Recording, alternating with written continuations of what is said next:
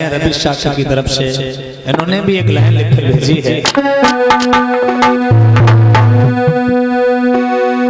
हम भूल गए रे हर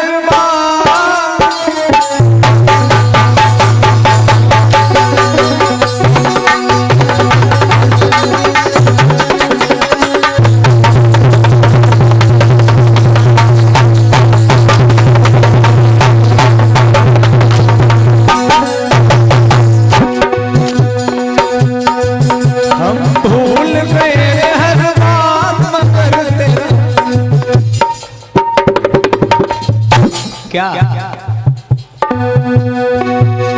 चलिए खैर वो लाइन तो फिल्म वालों ने गाई थी।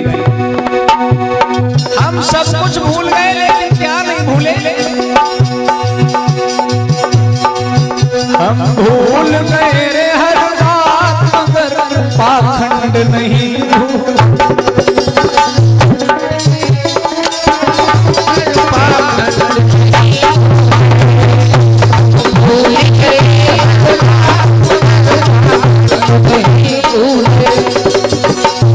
जैसे जैसे समय बदलता गया हम सब कुछ भूलते गए। एक समय वो था जब हमारे यहाँ बेटियों को 5 साल में शादी करनी पड़ती थी। 5 साल की बेटियों की शादी होती थी। ये परंपरा बंद कराई गई। ये परंपरा अगर अच्छी थी तो बंद क्यों कराई गई? अच्छा, कितने लोग सहमत हैं कि 5 साल की बेटी की शादी कर दी जाए? कोई सहमत है तो हाथ उठाए। ये परंपरा अच्छी है तो हाथ उठाए। संविधान के अनुसार ये परंपरा बिल्कुल गलत है। अंग्रेजी शासन काल में इसको बंद कराया गया, लेकिन भगवान राम का सीता से विवाह जब हुआ था तो सीता की उम्र 5.5 साल की थी, अर्थात बाल विवाह को रामायण बढ़ावा देती है। इसके अलावा सती प्रथा, पति के मरने के बाद स्त्रियों को जिंदा जला दिया जाता था। ये परंपरा भी अंग्रेजी शासन काल में खत्म हुई, जबकि रामायण के अंदर सुलोचना नाम की स्त्री को सती कराया गया। भगवान राम ने स्वयं अपनी आंखों के सामने उसको सती करवाया। महाभारत में पांडु की दूसरी पत्नी माद्री सती हुई। इस तरह के तमाम उदाहरण पुराणों के अंदर हैं। अगर सती प्रथा एक अच्छी प्रथा थी तो फिर इसको बंद क्यों कराया गया? अब मेरी बात से न सहमत रहने वाले लोग, क्या उनकी बेटियां विधवा हो जाएं तो उन्हें सती कराएंगे? नहीं कराएंगे। लेकिन इस बात से फिर भी सहमत नहीं होंगे कि ये परंपरा बंद हुई तो अच्छा हुआ। कितने लोग इस परंपरा के बंद होने से खुश हैं? जरा हाथ उठाना। सभी खुश हैं तो एक बार अपने लिए ही तालियां बजा दीजिए। क्या क्या हुआ इनके साथ?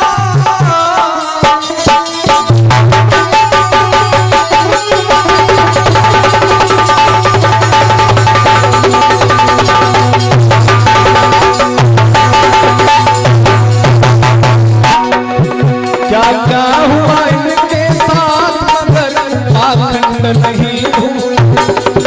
हम भूल गए हर बात मगर पाखंड नहीं भूले।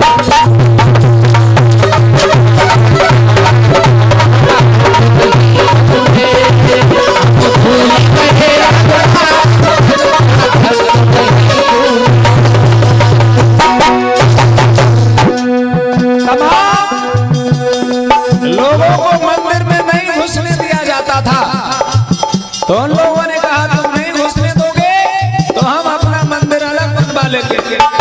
इसलिए उन्होंने मंदिर अपने अलग बनवा लिए। लेकिन बात ये बताइए, जो देवता तुमसे नफरत करता है वो तुम्हारे मंदिर में कैसे रुक जाएगा? प्राण प्रतिष्ठा करने वाले आचार्य लोग तुम्हारे में प्राण प्रतिष्ठा नहीं करेंगे तो देवता प्राण उसमें आएगा कैसे? क्योंकि छोटी जातियों के यहाँ प्राण प्रतिष्ठा नहीं होती। हमारे देश की राष्ट्रपति महामहिम द्रौपदी मुर्मू जी तक भगवान के दरबार में अंदर नहीं जा सकते क्योंकि वो शूद्र समाज से हैं। तो फिर तुम्हारे मंदिर में भगवान कैसे रुक सकता है? ध्यान रखिए इस बात का, जहां पर पाखंड है हम सब लुट गए, बर्बाद हो गए, लेकिन हमारे मन से अंधविश्वास और पाखंड नहीं निकल पाया। सबसे बड़े दुख की बात है। महिलाओं को देवदासी बना करके रखा गया। ये सारी परंपराएं खत्म हो गई, सारी बातें खत्म हो गई, लेकिन आज तक अंधविश्वास खत्म नहीं हुआ। और जब तक अंधविश्वास खत्म नहीं होगा, तुम्हारे मन की गुलामी कोई खत्म नहीं कर सकता। तुम भले ही देश में आजाद रह रहे हो, भारत के संविधान की वजह से आजादी मिली है, लेकिन ये आजादी देश के महापुरुषों ने बड़ी मुश्किल से आपको दिलाई है। अंग्रेजों से आपको आजाद करा दिया, लेकिन आपको पाखंड से आजाद अभी तक होना है, ये बाकी पड़ा है। जब तक पाखंड से, अंधविश्वास से आजाद नहीं होगे, तब तक आप शिक्षित नहीं बनोगे। शिक्षित नहीं बनोगे तो मानसिक गुलाम रहोगे, भूत प्रेतों के गुलाम रहोगे, अंधविश्वासी रहोगे, आप कभी विकास नहीं कर पाओगे। बोलिए बोल सत्य बाबा साहेब की।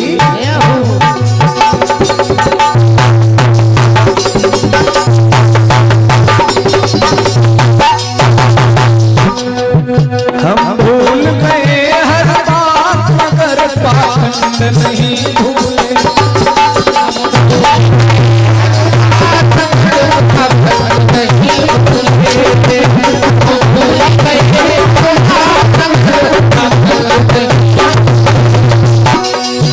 क्या क्या हुआ इनके साथ,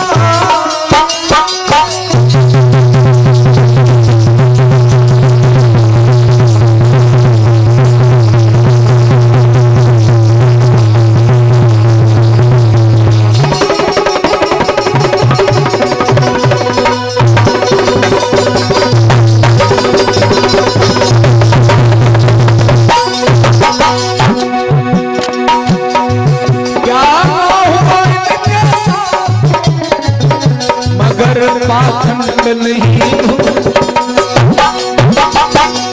अब जितनी माताएं पाखंड करेंगी, हाथ उठाना। कितनी माताएं गोबर के ऊपर खीर चढ़ाएंगी? हाँ, गोबर भगवान होता है कि नहीं होता? तो अब गोबर पे खीर कोई नहीं चढ़ाएगा, क्योंकि गोबर के मुख नहीं होता है, ध्यान रखना। और जिनको तुम दूध पिला रही हो ना, ये बिना मुख वाले, एक बात बताइए, जिसको शिवलिंग कहते हैं, लिंग जिसके मुख नहीं होता, तो फिर उसे खाएगा कौन? उस दूध को कौन पिएगा? अपने खुद भी दिमाग में सोच लीजिए, जिसके मुख नहीं है, जिसके पेट नहीं है, जिसके आते नहीं है, जिसके कुछ है ही नहीं अंदर, तो कौन दूध पिएगा? आपका दूध नाली में बह रहा है, क्योंकि आपके मन में अंधविश्वास भरा है। और वे लोग हाथ उठा दें जो लगातार गाय का मूत्र पिएंगे। कोई भी उठा दे जो पिएगा वो उठाए, कोई नहीं पिएगा। तो बाबा जी तो बड़ी मेहनत से कह रहे हैं गाय के दूध में अमृत होता है, गाय के मूत्र में अमृत होता है। अनुरुद्धाचार्य महाराज कहते हैं गाय का दूध, वो गाय का मूत्र इतना पवित्र है, गंगा जल से भी ज्यादा पवित्र है। पीने के लायक अगर है तो कौन है? गाय का मूत्र है। तो गंगा जल जो नहीं पी पा रहे हैं, तो गाय का मूत्र थोड़ा सा एक ढक्कन रोजाना अनुरुद्धाचार्य महाराज के कहने से पी सकते हैं, लेकिन मेरी तरफ से इस बात के लिए मना किया जा रहा है। इसी बात की लड़ाई है, जब मैं मना करता हूं तो मिर्ची उनको लगती है, बोले मैं पाखंड फैला रहा हूं और ये लड़का हमारे पाखंड का विनाश करने के लिए निकला है। हम भूल गए हर बात, मगर पाखंड नहीं भूले।